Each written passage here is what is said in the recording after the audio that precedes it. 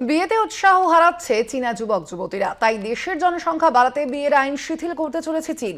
এই নতুন নিয়মের ফলে আর্থিকভাবে লাভবান হবে নতুন প্রজন্ম, বাড়বে জনসংখ্যাও, দাবি জিনপিং সরকারের।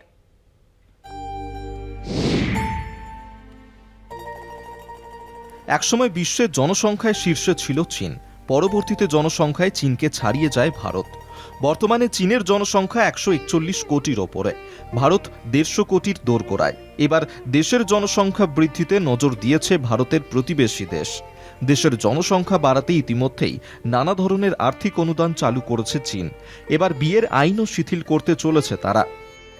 গত এক দশকে হুড়মুড় করে জনসংখ্যা কমছে চীনে, নেপথ্যে রয়েছে বিয়ের সংখ্যা কমা। 2023-এর তুলনায় 20% বিয়ে কম হয়েছে 2024-এ। শিশু জন্মের হারও তলানিতে। মোকাবিলায় নিত্য নতুন উৎসাহ ভাতা আনছে জিনপিং সরকার। এবার জনসংখ্যা বাড়াতে বিবাহ নথিভুক্ত করার পদ্ধতি সহজ করল চীন।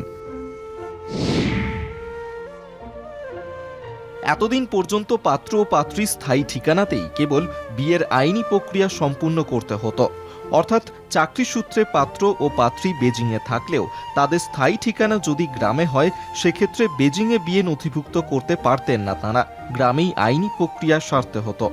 নতুন নিয়মে অস্থায়ী ঠিকানাতেও বিয়ে নথিভুক্ত করা যাবে বলে জানানো হয়েছে। এর ফলে সময় এবং যাতায়াতের খরচ দুটোই কমবে বলে মনে করা হচ্ছে। একসময় জনসংখ্যা নিয়ন্ত্রণে কঠোর ওয়ান চাইল্ড নেশন নীতি নিয়েছিল যে দেশ, সেই চীন এবার জনসংখ্যা বাড়াতে বিয়ের আইন শিথিল করল।